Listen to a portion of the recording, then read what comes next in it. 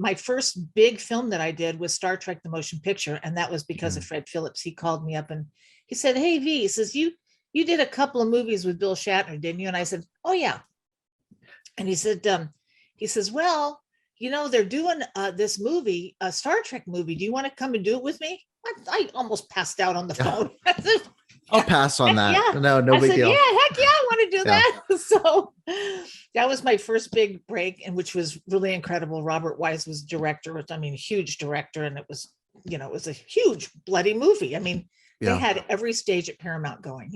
Before doing Star Trek, I mean, like I looked back at your first credits, Cinderella and Kingdom of the Spiders with William Shatner, Ooh, which the I biggies. yeah, which everyone knows William Shatner for Kingdom of the Spiders, right? That's when you think of. Oh yeah, that's Um, one of his biggest. Yeah, what sure. was the experience like working on those, like on smaller budget films and trying to figure it out? Because I mean, I have to imagine, I mean, Star Trek: The Motion Picture was a huge project, like you said, Oh probably yeah. a big budget, big teams. What was it like going from Kingdom of the Spiders to a large motion picture like that? It was pretty darn cool. I don't know what else to tell you. I Yeah. mean, I had gone and worked on like weird little TV shows before Mhm. that because I was in the union, so I got to go do stuff. But, before that, I was always the department head because it's just the way it was. There wasn't a whole lot of makeup people back then. So I was always the department head. And when I went in to do Star Trek, I was part of a team, which was really cool because obviously I loved working. I loved Fred Phillips and I loved working with him. And his daughter was also there. She was one of the other makeup artists.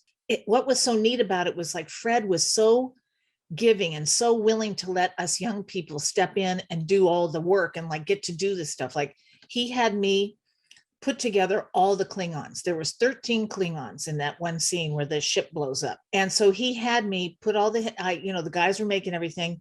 I put all the heads together. I painted them. And then he'd let me design all the hair pieces for them. So what that meant was there was like lace hair pieces, hand Mhm. ventilated lace hair pieces for each character. So I took each character's hair and I put them all together and I dressed. There was also hair laid on the head pieces. So I dressed the hair on the head pieces, then I dressed the lace pieces into them and I pinned them together so that when the makeup artist came in to do the makeup, they could see how it all went together. Right. And I did the test on every single one of them myself. Mm. So I basically got to design all the looks on the Klingons.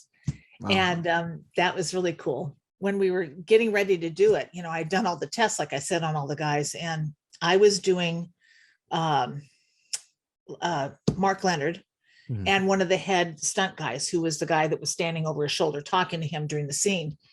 And then everybody else was doing all the other guys in the background. And I went to the background makeup artist and I said, "Hey, you guys, I've left some specific adhesive at your station. I'd like you guys to use don't use any of your weird concoctions because I don't want things turning and I don't want, things getting weird with the hair pieces because we have to reuse them every day and be easier to clean if you use this product I'm giving you."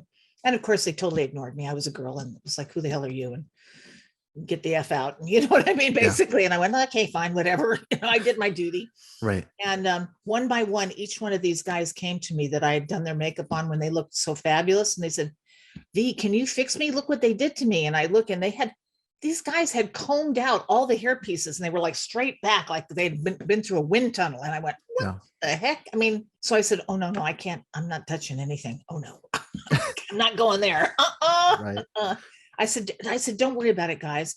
You're going to be kind of slightly out of focus in the background, and it's going to get real smoky, and nobody will notice that your hair isn't the way it was when we did the test." That's I funny. said, "It'll be fine, guys," and of course it was. But Yeah.